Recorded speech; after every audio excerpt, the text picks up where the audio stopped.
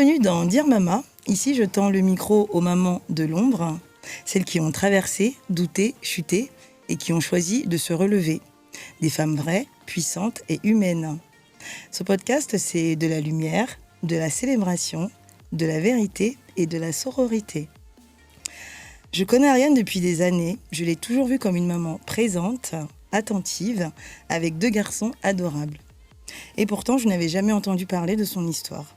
Parce qu'on ne connaît jamais vraiment quelqu'un tant qu'on n'a pas entendu ce qu'il a traversé. Cet épisode est un rappel puissant. Les combats des mères sont souvent invisibles. Ariane, merci d'être là. Installe-toi, respire. C'est parti. Comment ça va ? Ça va, bonjour. Merci de me faire participer à ton émission. C'est une première et c'est génial, je suis toute excitée. Welcome et merci beaucoup Ariane. Alors comment tu te sens là maintenant, tout de suite là en arrivant ? Là tout de suite ça va, je commence à respirer, à me détendre, donc ça va. T'étais un peu stressée je crois sur Beaucoup. Les derniers jours. Qu'est-ce qui te stressait comme ça ? Déjà le fait de me livrer. C'est une chose, se livrer à une personne qu'on connaît, c'en est une autre quand on partage son histoire. Bien sûr. Et puis, mon image. Ok, ça marche. Alors, je te rassure, tu es ravissante. Merci. Alors, avant de parler de ton histoire, comment est-ce que tu voudrais qu'on te voie aujourd'hui, avant ton étiquette de maman ? Qui es-tu, Ariane ? Qui je suis ? Avant d'être maman, qui es-tu ? Avant d'être maman, je suis moi, Ariane. Ok. Je suis lunaire. Je suis soleil. Voilà, soleil. Ok. Lunaire, soleil. Les deux, je crois. Ok. En fait, je sais. Enfin, j'ai la joie de vivre. Je déborde de positivité. Donc ouais, je dirais plus soleil, je pense. Ok. Super. Avant d'entrer dans le récit, parmi les chapitres de ta vie, quel est celui que tu as choisi de nous partager aujourd'hui ? Alors aujourd'hui, j'ai choisi de partager mon passage, j'appelle ça un peu ma descente aux enfers, parce que à mes yeux, c'était le cas. Et c'est mon passage de quand je suis devenue maman, pour la première fois de ma vie. Et par la même occasion, me retrouver à la rue. Donc, le passage au 115, SAMU social. Ok, ça marche. Alors, à quel moment est-ce que... merci déjà de partager ça avec nous, Plaisir. avec moi. Merci. À quel moment est-ce que ta vie a basculé ? Tu disais, quand j'ai eu mon premier enfant, ça s'est passé... à peu près à quel moment de ta vie ça ? Alors, je ne te demande pas de date, mais Bien vraiment, sûr. comment est-ce que ça a basculé d'un coup ? On passe de premier enfant et 115 et à la rue. Alors, tout a commencé... c'était vers 2009, par là, à peu près. Une date exacte, je ne peux pas dire. À cette époque-là, j'étais dans un foyer jeunes travailleurs. Ok. Donc... FJT, pour ceux qui connaissent. Et tout se passait très bien. J'avais ma petite vie tranquille. Je travaillais, je gagnais bien. Enfin bref, tout allait bien. Jusqu'au moment où j'ai rencontré le géniteur. D'accord. Voilà. Beaucoup d'amour, venant de moi en tout cas, ça c'est sûr. Le projet bébé qu'on avait fait à 2. Mais qui finalement, je me suis retrouvée seule. D'accord. Par la suite, une fois le projet arrivé à terme, voilà. D'accord. Donc là, on est sur ta première grossesse. Oui. Ok. Et c'est à quel moment est arrivé le 115 ? Alors le 115 est arrivé après ma deuxième grossesse. D'accord. Ok. Donc ça veut dire que j'ai accouché. Et puis, en sortant de là, de l'hôpital, tout de suite 115. Ok. Comment ça s'est passé ? Est-ce que tu veux nous en dire un petit peu plus ? Tu as accouché donc, de ton deuxième enfant ? C'est ça. Ok. Je précise même papa. J'avais nulle part où aller. Déjà avant même, pendant la grossesse de numéro 2, Ok. c'était très compliqué, mais j'arrivais à me débrouiller. Et j'ai vraiment plus d'autres recours ni d'autres solutions. J'étais totalement perdue, désemparée. Enfin, tu sais, c'est comme quand tu marches, quand il fait nuit, il n'y a pas de lampadaire, il n'y a pas de lumière, tu marches et tu te dis, je vais où? Je vais où? Ok. Et je vais atterrir où? Et à partir de là, Et ces questions-là, tu les posais à qui? Parce que tu es à l'hôpital, donc tu es avec tes 2 enfants, si je ouais, comprends bien. c'est ça. Comment ça se passe? Alors, Dis-nous en plus à ce je niveau-là. suis à l'hôpital. J'ai eu une prise en charge juste parfaite. J'ai eu de l'écoute, j'ai eu de l'attention de la part du personnel de la maternité, de la part de la cadre à cette époque-là de la maternité. Elles ont toutes travaillé main dans la main pour ne pas me laisser dans une situation difficile, pour ne pas me mettre dehors comme ça dans le flou. Et ça parce que j'ai fini par craquer et par en parler aussi. Et ça, c'est très important. Quand on traverse des moments difficiles, il faut qu'on arrête à chaque fois de se dire « je vais y arriver toute seule ». Non, ouvrez votre bouche, ouvrez votre cœur et n'hésitez pas à parler parce que ça m'a sauvée, le fait d'en parler. Pourquoi? Parce que tu n'en parlais pas du tout de la situation Non. que tu vivais avec le géniteur de tes enfants? Non, mais même mes parents n'étaient pas au courant. D'accord. Même mes propres parents n'étaient pas au courant parce que pour moi, c'était une honte. C'était pas le fait d'avoir des enfants, mais la situation, c'était un échec. Du coup, non, très peu de personnes le savaient autour de moi. Et je voulais tout le temps me dire non, tu vas y arriver seule, demande de l'aide à personne, tu vas y... Et finalement, en sonnant l'alerte, en disant j'ai besoin d'aide. J'ai vraiment besoin d'aide. J'ai eu cette prise en charge, l'assistante sociale de la maternité qui s'est débrouillée, qui a fait des pieds et des mains pour me trouver une place au sein du 115, donc du SAMU social. C'est comme une association en fait qui te trouve un endroit où dormir pour les personnes qui n'ont pas de domicile. Ok. Et combien de temps t'es restée dans la maternité avant de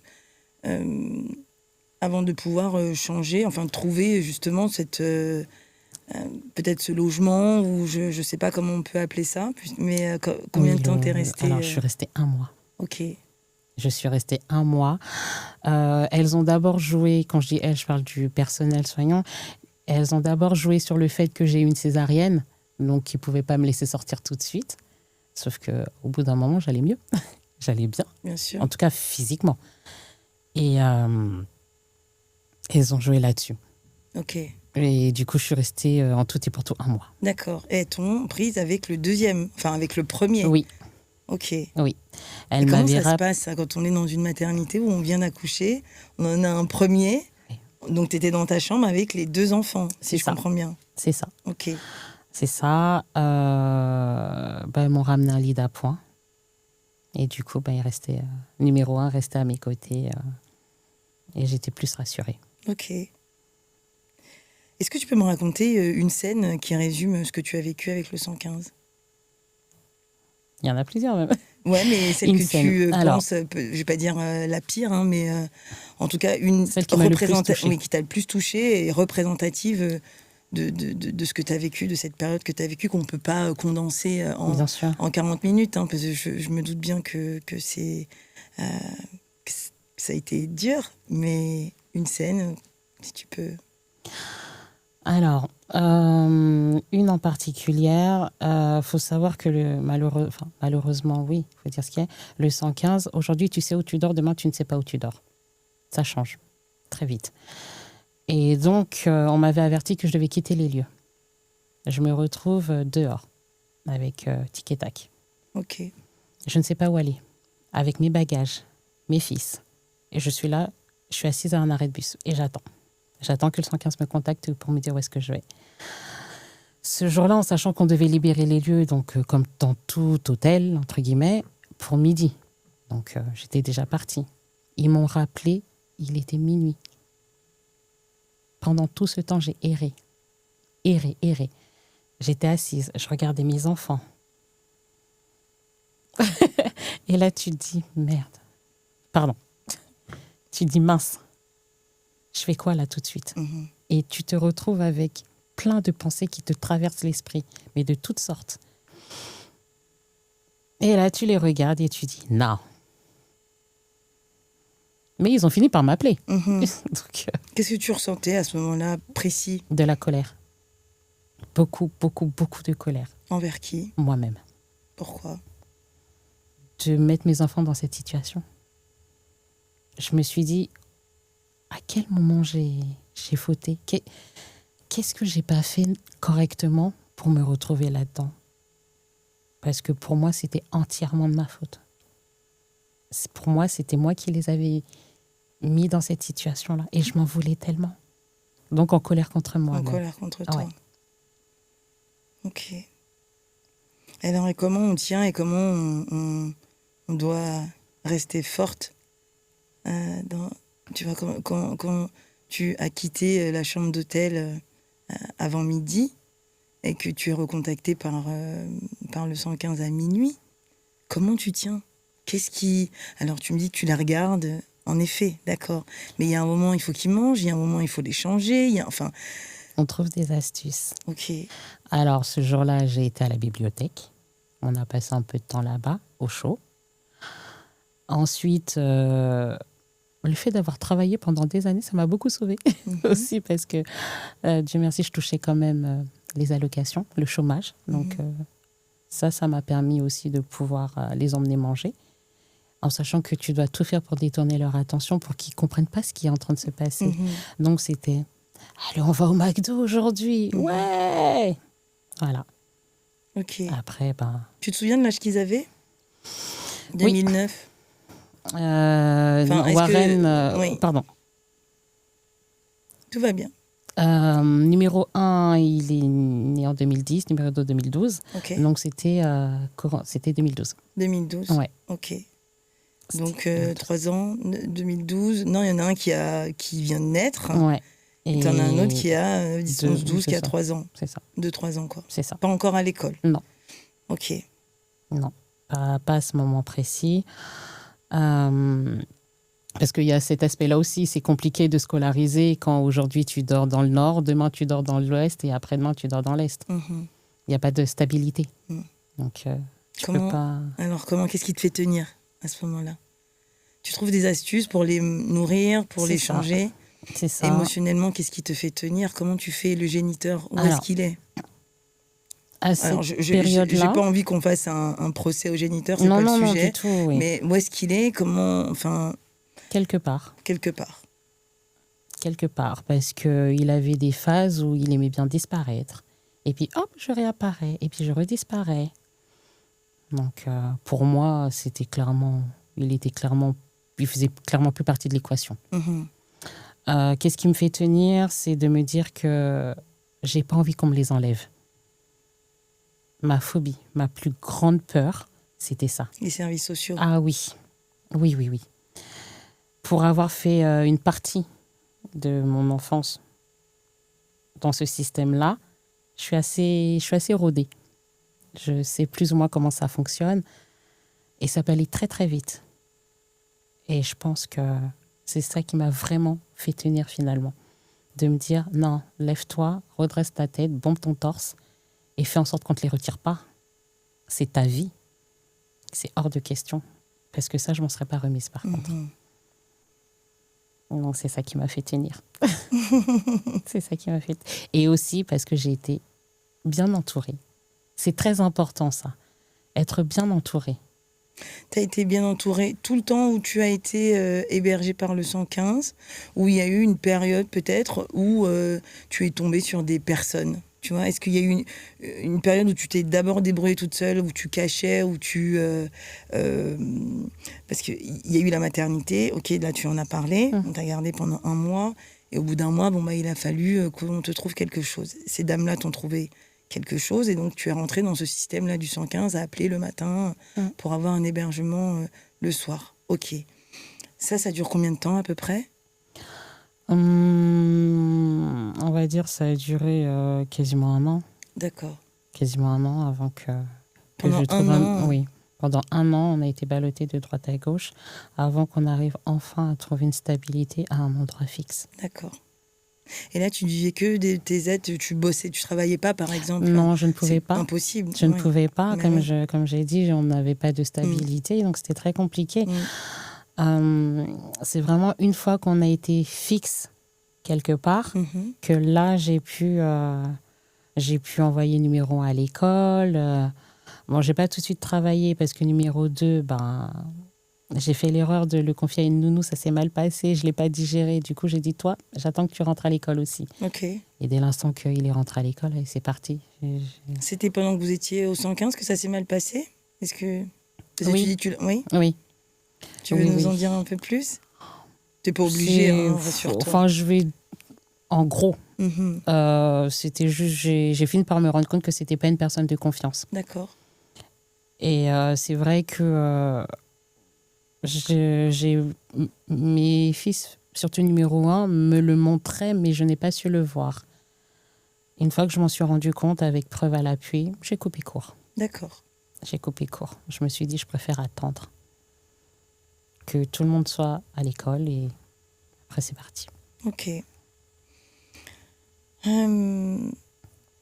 Qu'est-ce qui a été le plus difficile à vivre pour toi en tant que mère dans cette situation-là?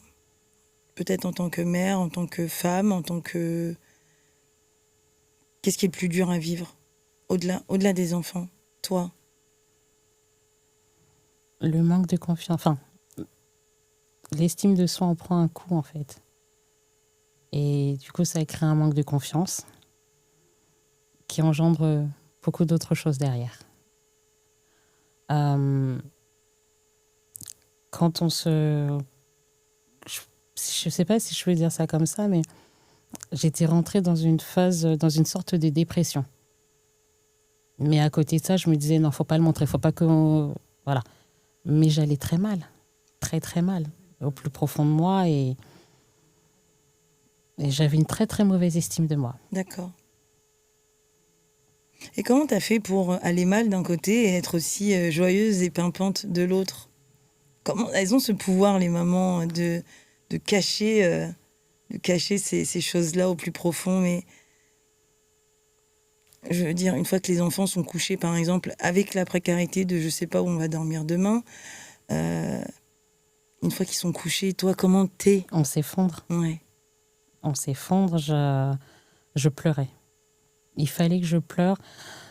C'était le seul moyen pour moi de libérer un peu. Je pleurais, et puis une fois que voilà, comme dit ma mère, tu prends un verre d'eau, tu bois, et allez hop. Et ça repart. Ouais, un mars et ça repart, entre guillemets. C'est ça. C'est exactement ça. Le côté sucré en moi, bien entendu. Oui, c'est ça. Avec l'eau, on prend pas trop de kilos. C'est ça. Ok. Donc voilà. D'accord. Donc tu t'auto-persuadais, quoi. L'auto-persuasion. Ça marche. Est-ce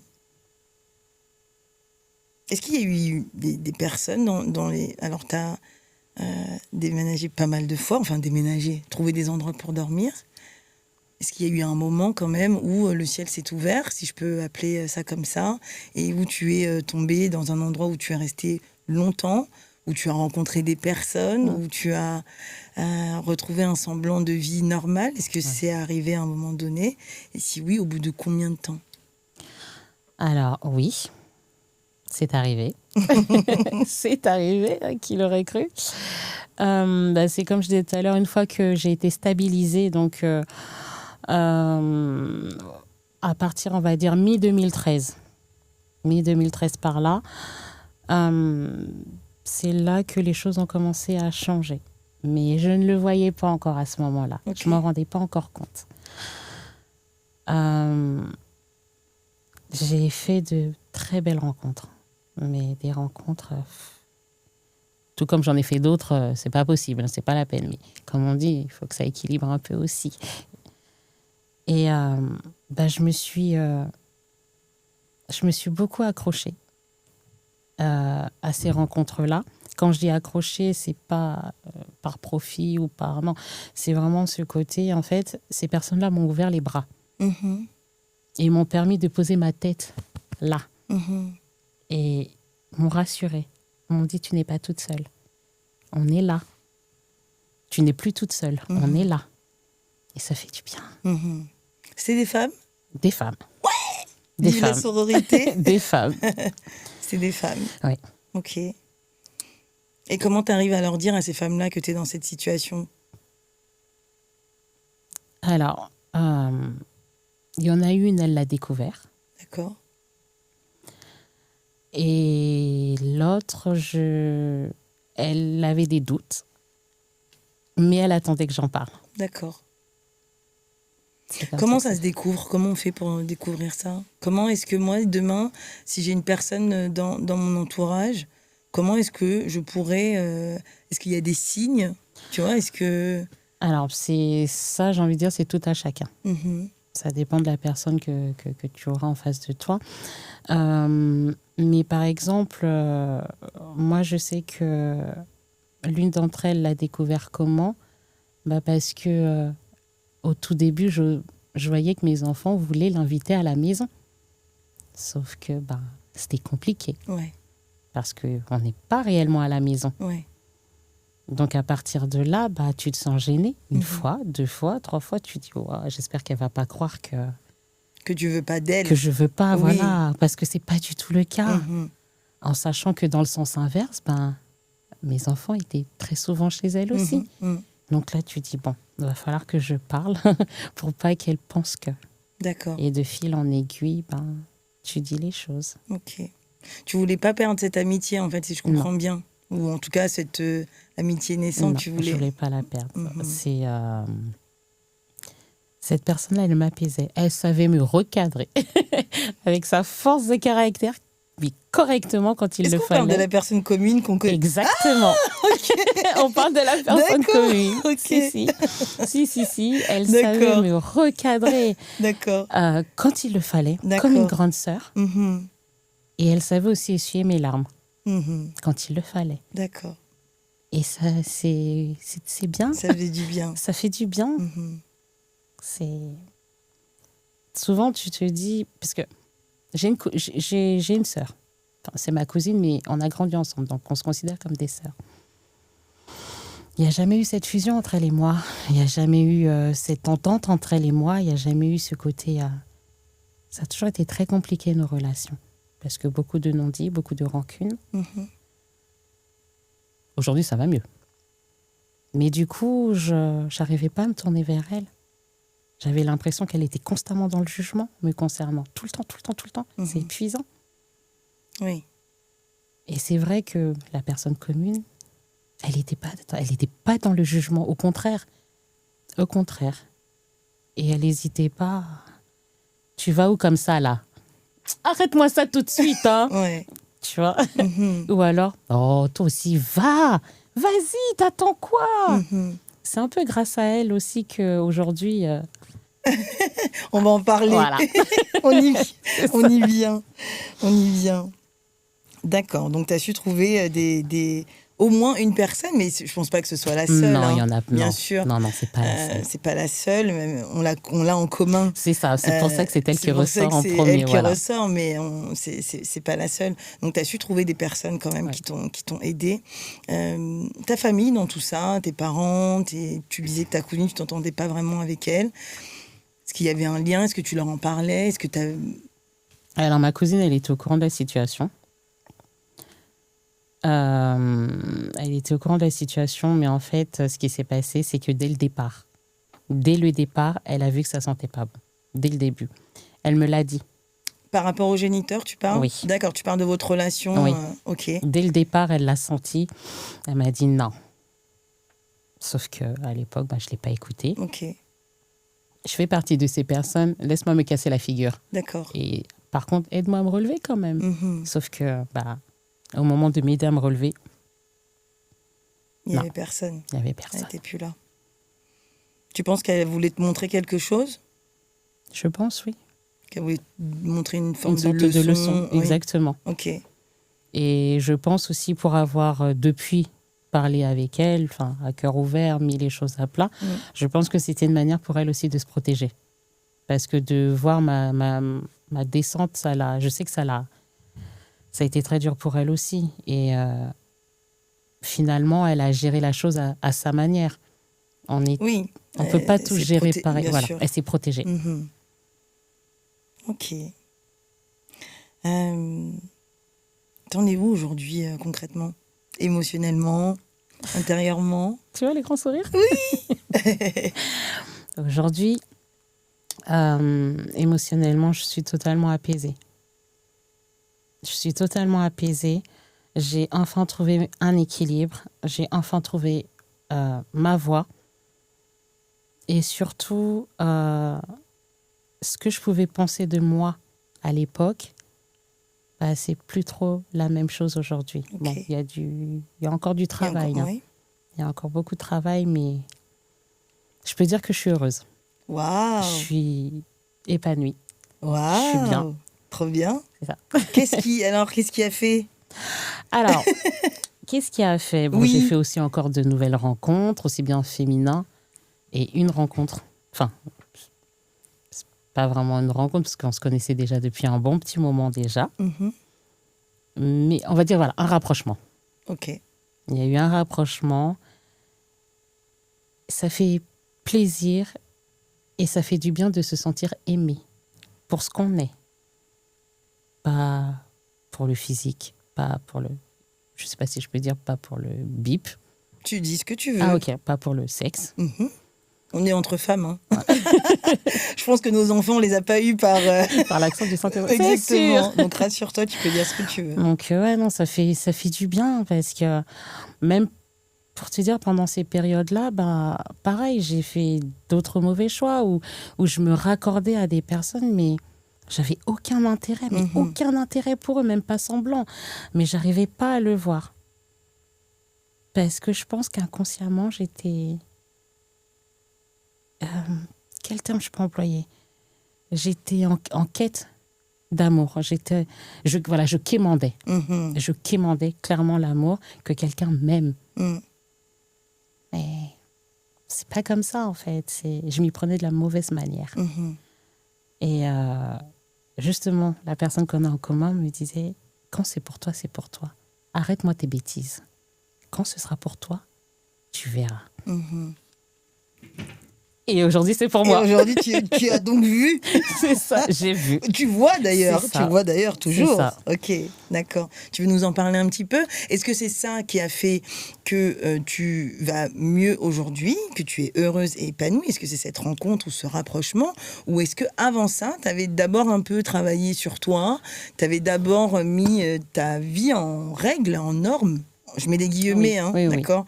Il n'y a pas de vie normale ou pas normale. Bien sûr. Je dis juste, est-ce que tu avais déjà retrouvé une stabilité émotionnelle? Est-ce que tu te re-aimais déjà avant ce rapprochement? Et du coup, ce rapprochement a fait que ça t'a fait éclore, entre guillemets. Alors, il y a eu tu comprends ma question? Oui, j'ai très bien compris. Okay. Alors, avant cette personne-là, quand même, si. J'avais déjà commencé à me reconstruire. J'avais aussi rencontré une personne qui aussi m'a aimée pour ce que je suis avant lui, qui a aimé mes enfants du plus profond de son cœur, qui a fait office de papa. Il faut dire ce qu'il y a. Il y a géniteur et il y a papa. Et malgré que, biologiquement parlant, c'était pas les siens, il a fait ce qu'il fallait. Les choses de la vie ont fait que bon, on s'est séparés, c'est comme ça, c'est la vie. Bien sûr. Voilà. Et mais je commençais à guérir. Okay. J'étais vraiment dans ce processus de guérison. Ok. Est-ce que tu peux juste, je t'interromps 30 secondes, excuse-moi, nous dire qu'est-ce que tu as mis en place très rapidement, très succinctement pour commencer à guérir justement, pour commencer à aller mieux? Formation. Ok.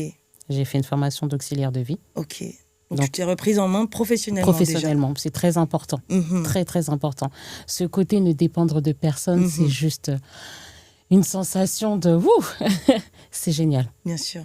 Quand tu vas acheter, désolé les filles, un Tampax, t'es pas là à te gratter, à dire oh là là, comment je vais faire? Non, j'ai travaillé les filles. Je peux m'acheter mon Tampax. Enfin, c'est tout con. Bien sûr. Donc ça t'a redonné confiance déjà. Ça a participé à ta reconstruction. Exactement. Donc tu tombes sur ce premier homme avec qui tu as vécu une histoire. Ça se termine, c'est la vie. Bon, il y en a un de perdu, 10 de retrouvé, il paraît. C'est ça. il paraît. On retombe sur un rapprochement avec cette personne. Avec cette personne. Aujourd'hui, enfin, à venir. Aujourd'hui, non, ça va. Non, je veux dire un rapprochement en deuxième partie. Donc on parle de ce premier homme, un rapprochement ensuite avec l'homme avec qui tu es aujourd'hui. Oui. Et là, c'est là, à ce moment-là, que tu éclores totalement. On va dire, tu vois à peu près la rose avant d'éclore. On va dire, il y avait déjà quelques pétales qui commençaient à s'ouvrir. Ok. Mais c'est vrai que quand lui, il est rentré dans ma vie, ça fait comme ça. Ok. La fleur, elle s'est complètement ouverte. Ok. Alors lui, il t'a prise comme tu étais avec... mes bagages. Tes bagages, qui sont tic et tac déjà pour commencer. C'est ça. Pas que ce soit grave, mais voilà, avec tes 2 enfants. Quoi d'autre ? Qu'est-ce que tu as vu chez lui ? Ou en tout cas, qu'est-ce qui a participé chez lui qui a fait que ça t'a permis d'éclore ? Sa gentillesse. Ok. Sa patience. Ok. Parce que j'ai un caractère, moi aussi. Vraiment, sa gentillesse, sa patience. Et pareil, mes enfants, ça revient tout le temps. Pourquoi ? Parce que c'est très important. Et pourtant, il est rentré dans une phase de leur vie, elle n'était pas évidente. En pleine crise d'adolescence. Il faut essayer de gérer ça. Alors, quand tu es le parent biologique, c'est une chose, mais quand tu es le parent, entre guillemets, qui se rapporte... Quand tu es le beau-parent. Le beau-parent, voilà, c'est très compliqué pour eux. Et il a tenu le coup. Il a été patient. Il a été à l'écoute. Quoi demander de plus ? Ok. Et j'en profite aussi pour faire un petit clin d'œil à sa famille. Des pépites. Ok. Ils auraient pu se dire « Oh mon Dieu, mais qu'est-ce que tu vas t'enticher avec cette femme-là ? Elle a déjà 2 enfants, machin. » Non. Ils nous ont accueillis. Comme si on avait toujours fait partie de la famille. Aujourd'hui, mes enfants appellent ses parents papy et mamie. D'accord. En sachant qu'ils n'ont pas connu ça. Vu que moi, mes parents sont tous au pays, toute ma famille au pays. Du coup, ce sentiment de pouvoir appeler quelqu'un papy, mamie, ils les ont pris comme leur petit-fils et je les remercierai jamais assez. Et tout ça fait que, je l'aime.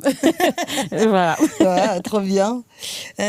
Bravo, belle histoire. De quoi est-ce que tu es la plus fière aujourd'hui, Ariane ? De tout mon parcours. Ok. Je pense que si c'était à refaire, je le referais. D'accord. Il y a des personnes qui vont me dire, mais elle est complètement sadomaso, elle n'est pas bien. Mais ce serait à refaire parce que grâce à ça, j'ai compris beaucoup de choses. J'ai vu beaucoup de choses et ça m'a servi de leçon aussi. Et ça, c'est très important. Parce que, tu sais, on parlait de la zone de confort. Bien Je sûr. pense que si j'avais tout le temps été cocoonée, tout le temps... Enfin, on m'aurait tout le temps assistée, tout le temps, je ne serais pas devenue celle que je suis aujourd'hui. D'accord. Vraiment. Une battante. Une chère maman. Vraiment. Et si c'était à refaire, je le referais. Avec certaines décisions différentes. Mais... Est-ce que tu aimerais dire un mot ? Qu'est-ce que tu aimerais dire, à une maman qui se retrouve dans cette situation aujourd'hui ? Si ça lui arrivait. Baisse pas les bras. T'auras l'impression que tout s'effondre autour de toi. Baisse pas les bras, parce que je t'assure, tu vas y arriver. Ça prendra le temps que ça prendra, mais tu vas y arriver. Et surtout, n'aie pas peur de demander de l'aide. N'aie pas peur de t'ouvrir. Tu tomberas forcément sur des imbéciles qui vont te juger par rapport à ce que tu traverses. Mais il y en aura toujours une qui va juste te dire « Pose ta tête là et pleure un bon coup si tu en as besoin. » Une fois que tu as fini de pleurer, là, que tu as vidé ma boîte de mouchoirs, ressaisis-toi, on y va. Ce serait le conseil que je donnerais aujourd'hui. Ok. Voilà. Ça, tu sais, comme je vois exactement de qui tu parles, Ouais. ça me touche parce qu'elle est très comme ça. Hein. Elle est très. Bon, tu as fini de pleurer maintenant. Ah, on C'est y ça, va. on y va. On te fait des bisous. On C'est t'aime. ça. On t'aime fort. Ok, trop bien. Alors, dernière question. Qu'est-ce que tu voudrais passer comme message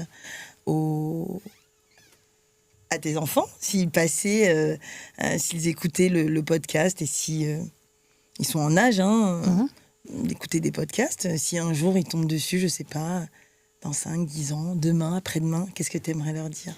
Déjà que je suis fière d'eux.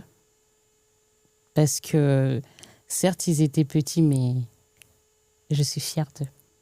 De la manière dont ils ont géré les choses. Que je les aime fort, qu'ils n'en doutent jamais.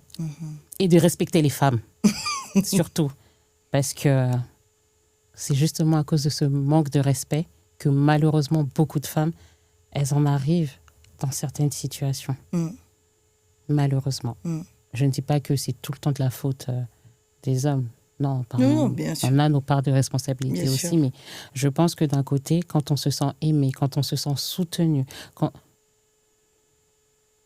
Il n'y a pas de les raison choses, que voilà, ça ne marche c'est ça, pas. exactement. Il y a des hauts, des bas, mais voilà. Donc, soyez toujours respectueux envers les femmes. Sinon, je serai toujours là pour vous rappeler à l'ordre. Ça, c'est obligé. Ça marche. Donc, on a 2 garçons et puis on a une dernière quand même. Hein. Il faut y penser. Mais Ma oui. petite tornade. Ma petite D'ailleurs, tornade. que tu as eu avec ton Cette amoureux personne-là. du jour. C'est ça, exactement. Enfin, je vais pas dire du moment, mais avec qui tu fais ta vie aujourd'hui. C'est ça, Vous avez eu un 3e enfant. exactement. Donc, Ok. pour lui, du coup, sa première, génétiquement parlant, et moi, ma 3e. D'accord. Qu'est-ce que tu lui dis à cette puce si elle tombe sur le podcast demain? Arrête de faire monter la tension de ta mère.